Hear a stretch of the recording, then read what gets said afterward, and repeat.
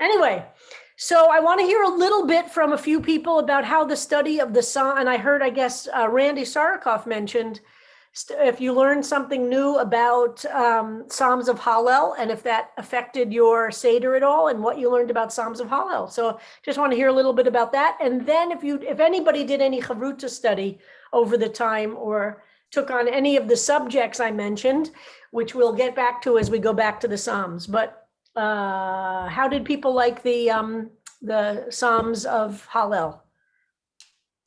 And as Randy said, so there are two that are done in the first half of the Seder, and then the bulk of the Hallel is done in the post-meal section. Anybody want to say something about Psalms of Hallel? And wait up, Ruth Friedkin. Ruth. Hi, Ruth. Hi to everybody. Welcome back, Rabbi. The Psalms of Hallel were a gift from Rabbi Rapport. I have found the Psalms class many times to be quite depressing. The Psalms are depressing. There's a lot of violence in them. There's a lot of conflict in them. I understand their purpose, but for me personally, Yep, sure. to read and study the five Psalms? Yep, 113, 118. Yeah. With Rabbi Rapport was like a breath of fresh air. They're the upbeat ones. Yep. Excuse me? What did you say? They're the upbeat Psalms. That's why they're the upbeat Psalms. And it came at the beginning of spring. Yep. Which absolutely, for me, my relationship to the natural world, the birds, the flowers, the trees. Yep. It was like a coming together of hope and finally opening up the door to getting out of the pandemic. For myself personally and for the family, it's the first time I was actually with my daughter and grandchildren in person. Wow. For the Seder. And my daughter is Orthodox and my grandchildren are Orthodox. Therefore, we said every psalm. Well, we sang most of them. We sang every psalm. So I felt really empowered by the carrying through from what I was learning with Rabbi Rapport to what we did at the Seder. It was just wonderful. Fantastic. Well, as I've said many times, that's exactly the power of the Psalms. They go from the depth of despair and hopelessness to the exaltation of joy and of hope and of openness. That's the power of this book. There are very few things that one can say every emotion is found in them. And that's why we like combining, and Rabbi Rapport had done the Psalms of Kabbalat Shabbat. Also, they're much more as a group, they're upbeat and celebratory. And that's a part of the book of Psalms too, and Hallel as well. Beautiful. Sarah Sloan. So happy to hear that, Ruth, and so happy you enjoyed the Seder a little bit more with that background. Sarah Sloan. I enjoyed the timeliness also of learning the songs of Hallel just before Hallel. I had an interesting experience. The second night I was at a small in-person Seder. It was very traditional. But by the time we got to, I forgot the Psalm's number, the one with Kilo Olam Chasto, we were really tired. This is like well after midnight. And my host wanted to just skip it and just say kilch, which is the custom I grew up with. But I said, no, this is the one time all year we say it. And I just really learned it. So we've got to sing the whole thing.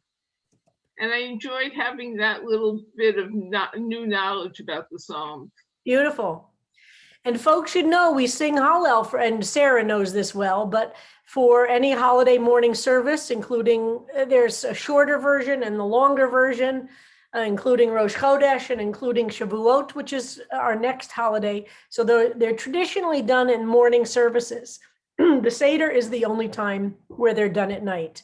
So, but they're done in various morning services. For Hanukkah, they're done all 8 days of Hanukkah. Same thing, different, not exactly, there's called a half. Did Rabbi Rapport talk about that? Half Hallel and full Hallel? Okay, good. Okay, let's keep going. Great. Ken or Ira? It's Ira. Hello, everyone, and welcome, Hello. Rabbi. So I love the week that we studied the Hallel Psalms, but for me, and maybe it's because I'm a musician, the day that Cantor Nimi gave a whole class on the music of those Psalms was just fantastic. It was so the breadth of his offerings, the thought that went into it was just so beautiful and really, really stuck with me in a deep way. Beautiful, beautiful. So happy to hear that. Shep, excuse me. Hi. Well, apparently there's only one Chavruta class, and that was me, Joan Friedman, Susan Lipson, Verena, and Sherry Gellis. And what we did was we studied, apparently each day has a psalm attached to it, right? Correct. Who knew? Anyway, we did all the psalms. Some of them were out of order because we did the Shabbat one during the week, and it was very good. But I want Joan or Susan to talk about it better because they're better at it. But we had a really good time. The five of us Great. bonded. Oh, I'm Let's so let happy them to hear talk. that. Wonderful. Let them talk. While we wait for the one of them to volunteer, Lori Krotman has her hand up. Yeah, in the Olive class, Mia went through the songs, and I've been singing these songs since before I could talk, and I finally understood what the songs were, and even the things like the and of and the word pairs. I was like beside myself in understanding this. It's so much more meaningful. So thrilling. That's fantastic.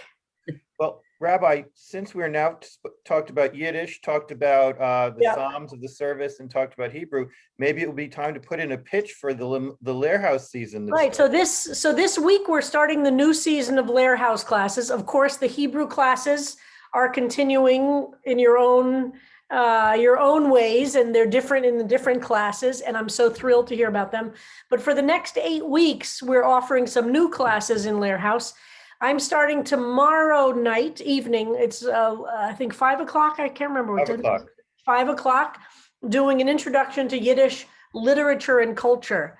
We won't be dealing with the two huge areas of Yiddish culture, which we'll talk about, which is theater and music, those are enormous topics. This is going to be an introduction to Yiddish culture through the literature, which is also enormous. And I'm calling it introduction very carefully because it's an enormous, enormous topic. So this is going to be done entirely in translation. So everybody is welcome. You don't need to know any Yiddish. And the first couple of classes, I'm really going to be doing a deep dive into Eastern European Jewish culture, historical, geographic, cultural, before we even start the literature, because you really can't even start the literature until you understand some of the. So the registration is up. And I encourage everybody who's interested. It's going to be once a week. Harold is going to be the TA for that class also. And there are readings, etc. But if you don't want to do the readings, it's really okay just to come and listen. Obviously, the more you put in, the more you'll get out of it. But don't feel intimidated by it if that's not something. But you don't have to read anything for tomorrow. And as soon as you register, and can somebody tell me if this has worked? You should get a syllabus. Did you get a syllabus if you registered? Okay. Yes. You didn't, Randy? If you haven't received a syllabus, write to Jesse Katz and ask him, because you should get that before tomorrow night. I've never taught this exact class, so I'm not totally sure about the pacing of it. So I've tried to estimate what we'll be doing in each session, but we might adjust as we go along. So everybody is welcome to that, and I guarantee it'll be really interesting. Even if you think you know a lot about Yiddish and Yiddish culture, I guarantee you will learn a lot. And if you don't know anything, it's totally fine. And we're going to be studying, in terms of the literature we're going to be looking at, I really want people to have a classical background in Yiddish literature, which most people don't. So we're going to be studying the 3 founding fathers, so to speak, and they are all men. And then we're going to study some poetry as well. But we're going to start with Mendel Amocha Sefarim, Shalom Aleichem, and Yud Lamed Peretz. Those 3 are considered the 3 pillars of Yiddish literature. You'll learn a lot more about them, including Shalom Aleicham's stories on which Fiddler on the Roof is based. So very few American Jews have actually read the original stories, even though I bet most American Jews have seen Fiddler on the Roof. So I thought that would be a really interesting dive in to see what the original stories are, what Fiddler on the Roof does with it as a way in. And so we're reading the Shalom Aleichem stories on which Fiddler on the Roof is based, as well as some other short stories and some poetry as well. And again, okay, so make sure you have the syllabus by tomorrow night, because I'll be. Sherry and Ira had both pointed out that the syllabus was linked in the confirmation email. It was not an attachment. And if you got the confirmation email, there is a link to the syllabus. Just check that confirmation email. And if you didn't get it, you can send it to Jesse. A few other things in chat. Rabbi Moskowitz had been doing his morning teaching about Pesach, and he is now not doing a morning teaching. He said until Elul. Is that correct? I have to check. I don't know. Okay, but there is the daily post about I saw an email from him, the daily post about Chaver Up, and there are many people in chat who said how wonderful Rachel Chang was. Wasn't she fantastic? And I just love that the Friday night crowd gets to see, she's been leading for the kids for a couple of years, and we have such different communities. And so we thought, since Sam was off, would be lovely. She's a different style, a wonderful, wonderful human being. And as I mentioned, she's getting her degree in music therapy to become a music therapist, which is just a wonderful thing for a musician to do. And as I said, she's been teaching in our Limud program, and she's been leading all of our services for kids and for the high holidays for kids as well for the last few years.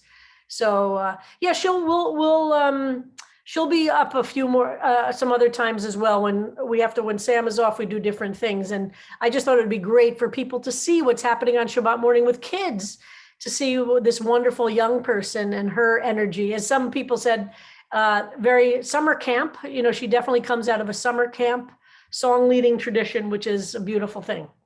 All right. Anything else anybody wants to say about the learning? Linda Solomon has her hand up. I just wanted to say something to you, Rabbi. Welcome back. But Thank you, I Linda. wanted to say something about the Yiddish introduction to the Dairyman, Tevye's and Shalom Aleichem. I found it so informative. And really, if you just read the introduction, that's a good background to what it's all about. And I haven't read the other one yet, and I'm looking forward to reading that today for tomorrow. But yes, I put in the syllabus that the introduction to both books is really important. So the Shalom Aleichem book, the introduction to Shalom Aleichem in particular, and then the introduction to the Treasury of Yiddish Stories is a great introduction and overview. So those are two really, really good. And these are two books that I think really carefully about what I think should be in a Jewish library in your homes. And these are two classics. And I'm going to talk about the evolution of the study of Yiddish and the evolution of the study of Yiddish literature, which has really changed in my lifetime. So I'm going to be talking a little bit about that as well. But these are two kind of classics. They're foundational books. They're not the cutting edge new stuff that's coming out, but you really can't understand the cutting edge new stuff if you don't have the foundations. Do you know what I mean? That's how I feel about learning. And these, I promise you, will give you really good foundations. And I will talk about some of the cutting edge stuff, but I really want to ground you in what Yiddish literature is. Okay, so, and as I said in the writing, this is the book, the version I'm going to be using, but if you own your own version of some version of the Tevye stories, don't buy a new one, but they are all a little different. That's the fun part of it. So for instance, I have another book, The Collected Stories of Shalom Aleichem, which is called Tevye's Daughters. And the collection is slightly different. So Shalom Aleichem never published this as a single book. They were all separate stories. So different editors now put them together in slightly different ways. That's a whole Gansa Megillah. So I chose one that is in print and the one whose introduction I like very much. But of course, every translator is criticized by everybody else. So who translates and what they do and they don't do. But this one is in print. This one is not in print. So guess what? I chose the one in print, not philosophically, but practically. Okay, so let's jump into Psalm 19 a little bit. Let's start with Psalm 19. All right. We're just going to do a little Psalm 19 to begin with. And we're going to start with Levi. I think we're ready to not be doing Sepharia, but to jump into some.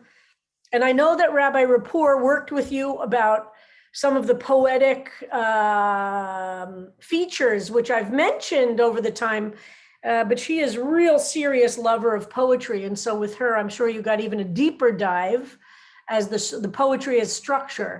So we're going to dive right into Levi. If you have the book, this is the Levi book.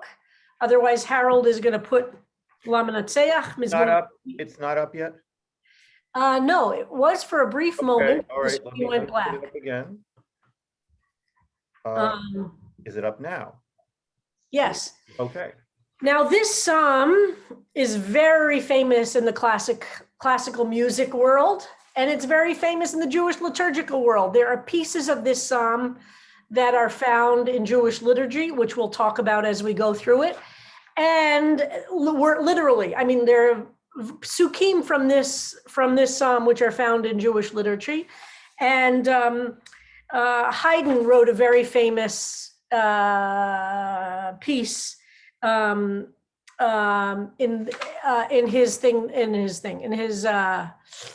the creation. This is a very featured psalm, and this psalm has gotten a lot of musical treatments for what will be, I think, obvious reasons.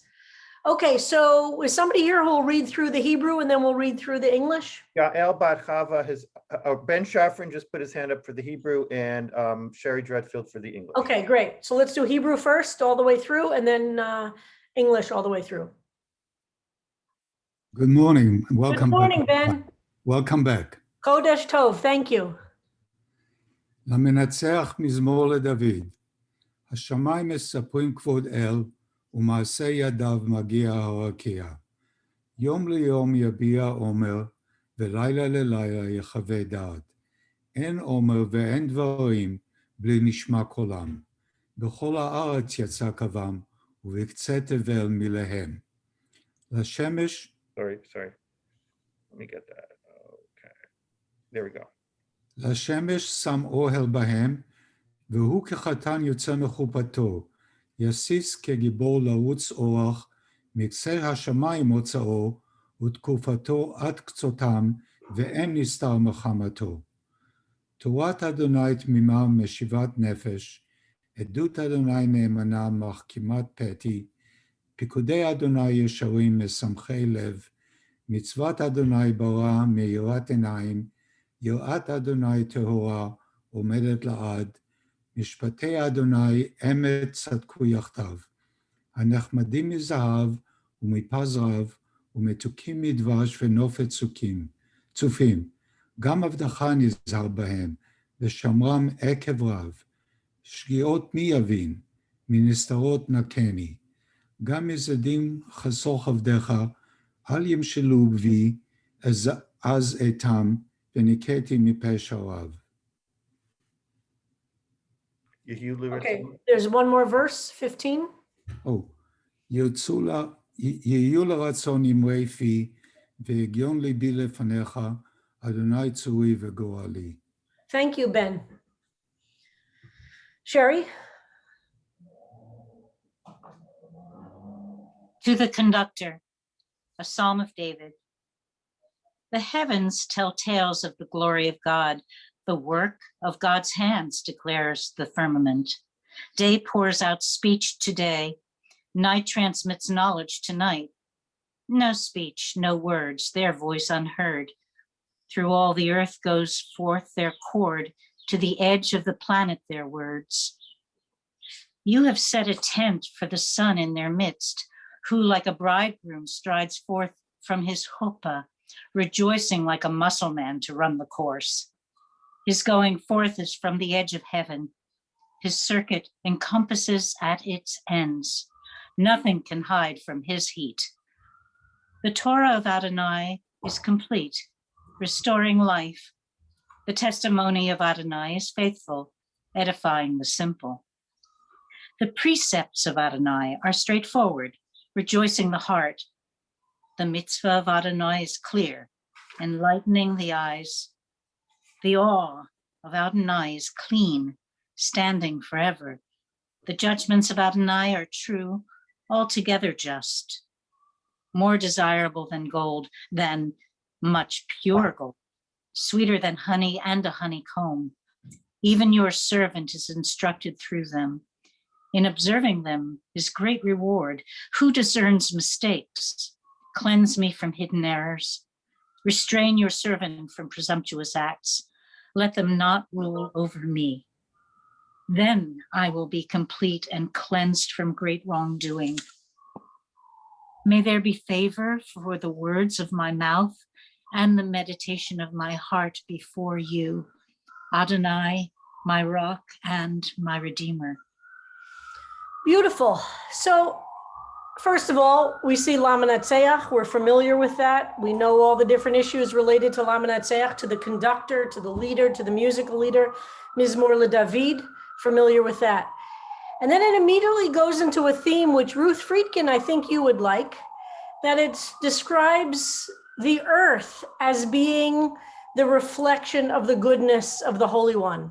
It doesn't start by saying God is good or God is this, God is that. It says, Hashamayim misaprim kavod el. This is a fantastic, right? The heavens, the heavens, Hashamayim, that which is above us, misaprim, tells. This is literally a sipur is a story, right? So misaprim is to tell the story, kavod el. What does it mean for something in the natural world to tell the story of the glory? Kavod is honor or glory or presence. In biblical Hebrew, kavod could even mean presence in a certain kind of way. Hashemayim misaprim kavod el. So the heavens, the skies tell the story of the presence, of the beauty, of the power of El, of whatever El is, of the power of the universe.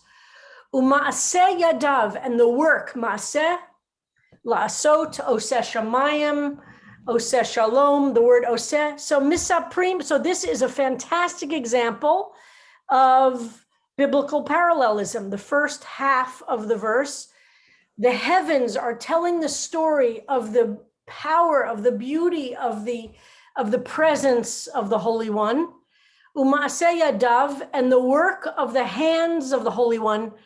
Magid harakia, declares the firmament, tell. So magid and misaprim are parallel words, right? Misaprim is to tell a story. Magid, like the word Haggadah, lahagid, to tell the story. Haggadah is the telling of the story. So the two verbs in these two sentences are both words in Hebrew related to telling a narrative, to telling a story.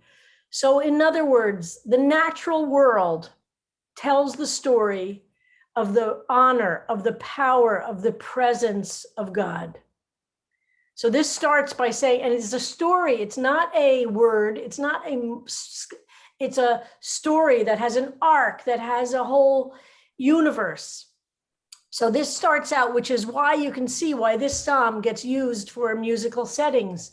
Immediately, it's starting by saying the natural world is the best expression of God's presence among us. That's this verse 2. Verse 3, Yom liyom yabia. Oh my goodness, we're seeing more and more words about speech and about talking and about telling. So the rhythm of these first two, well, I guess if you count verse pasuk 1 is the Lamanatseach, but okay, 2 and 3. Yom liyom yabia omer. Day pours, I like this translation, pours out speech tonight. The Laila, from night to night. Da'at is knowledge, transmits knowledge. So if verse 2, pasuk bet, is about the natural world telling the story of the presence of holiness, the verse 3 is about time, the passage of time, that day to day, night to night, transmits this knowledge. And then verse 4, Ein Omer, Ve'ein Devarim, there are no words, there are no speech. Devarim can mean speech. Devarim can mean things, lidaber means to speak. So in these first few verses, I just want to point out the number of verbs and nouns that refer to expression. Bli nishma, is it nishma? Yeah, bli nishma kolam. And here we hear about their voice. Their voice is unheard. I'm going to go through this part just to make these emphases, and then we'll get deep, and we are going to go get. Oops. So b'chol haaretz, where are we? Yep. Ein omer, right? So there's no speech. Ve'ein devarim, their voices are unheard. Hold on, where are we now? Who is this referring to? B'chol haaretz, through the whole earth. So we had Shemayim up in Pasuk Bet in the second verse, and now we have the land. And over again, and I think with Rabbi Rapport, you talked about this when you use Aretz and Shemayim. These are two bookends, and in poetry, it's this like it's from A to Z or from Aleph to Taf. So b'chol haaretz, through the whole earth, yatsa kavam, uviktsei tevel milehem, to the edge of the planet they go. Tevel, we use that b'chol yoshvei tevel. It's another word for planet or earth. So again, we're seeing lots and lots of references to the natural world, to the planet, to the heavens, to the earth. La shemesh, to the sky, sham ohel bahem. You have set, la shemesh sham ohel bahem. You have set this tent for the sun. This is a very strange sentence here, in their midst. 6. V'hu kechatam yotze mechupato, like a bridegroom, like a groom who is going out from his chuppah shelo. And chuppah shelo, you see that word from? The mem in the beginning of the word is from. Chuppah is the noun. And when you add the suffix of his, the hey turns into a taf. I don't know if you in your Hebrew classes have gotten up to that, but so it's mechuppah shelo, but the hey magically turns into a taf when you add the shelo ending. So mechuppato, from his chuppah. Miktsei hashamayim. This phone is beeping at me. Okay. Miktsei hashamayim. I think you missed a. Oh yeah. Oh yes, Ken, That's right. Yasis gibor larutz orach. Rejoicing gibor means a strong man. It can mean a Hebrew. It can mean a hero.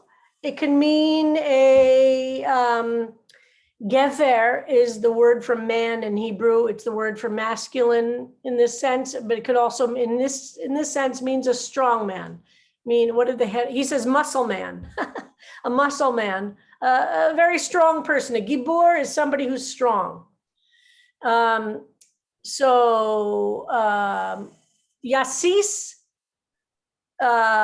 is to rejoice, and we have Yasis alayach. We use Yasis a lot in liturgy.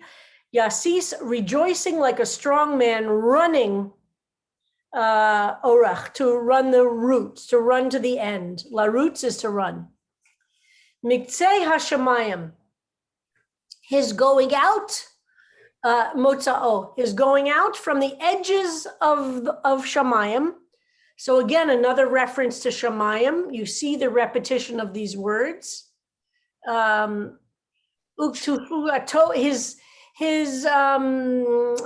His circuit here, tkufa is a season or a cycle, or they're saying circuit. Al ketzotam, up to the end. Ein nistar mechamato, nothing hides from him. Nistar, the same word as, remember we talked about Esther in the book of Esther for Purim. Esther is from the word lahastir, to hide, to be hidden, nistar. So nothing is hidden from his heart. Torat Adonai Tmima Mishivat Nefesh. This is one of the verses that we find in the service in which we take the Torah out from the ark.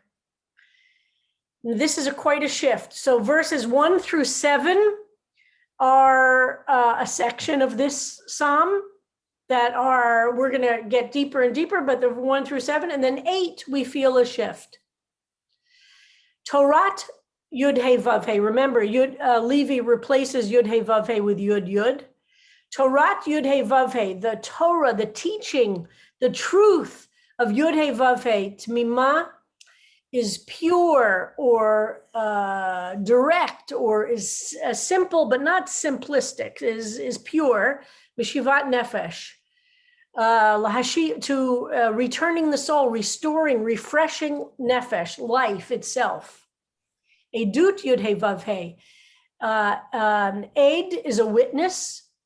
So Edut is the testimony of a witness. Yud He Vav He is Ne'emana, is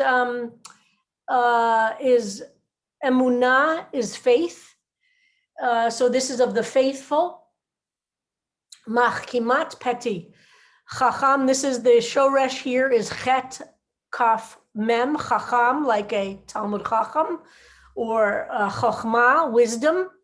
So these are very big words. In this verse 8, we have pure or direct, refreshing the soul, faithful, wisdom, etc. Okay, let me stop there. I should have stopped after 7 just to see, we're going to end here, but any quick comments and... Cantor Hirsch had something that she wanted to say. Okay. Hi.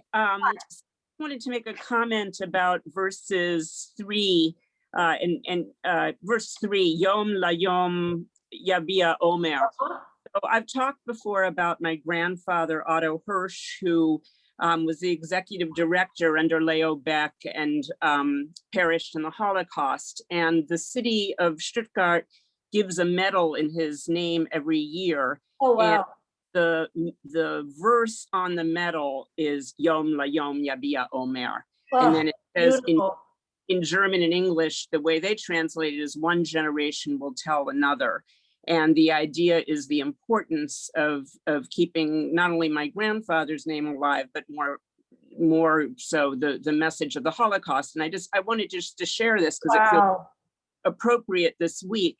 And for the first time, I'm realizing now that I see it in the context of Psalm 19, the way you translated it, Rabbi, was so powerful about when there are no words. And so on one hand, there need to be words to carry on this message, and there are no words for what was done to my grandparents and other, the relatives of other people in this class and the 6 million. There are no words. Yes, indeed, so appropriate. Yom HaShoah was this past week and yesterday observed by many, but thank you for that. That is beautiful. The Psalms are often quoted in these places because they say it in such a deep way. Thank you for that. Thanks for sharing that. I think that's our time for our first class back, Rabbi. Okay, so can folks hold your comments for tomorrow and dive into Psalm 19 this afternoon? Whatever translations you have, Mitchell, this is a very popular psalm, so there's a lot of translations. Explore it, enjoy it, look up Haydn's use of Psalm 19, whatever it is. So spend some time today with Psalm 19 and we'll continue tomorrow. Thank you. Maybe Ira could find that Haydn for us and put it in the Facebook page. I'd be happy to do that. All right. Thanks, everybody. Great to see you back. Wonderful to see everybody. I love you all. I missed you so. You make me so happy. Thank you, everybody. Bye. See you tomorrow.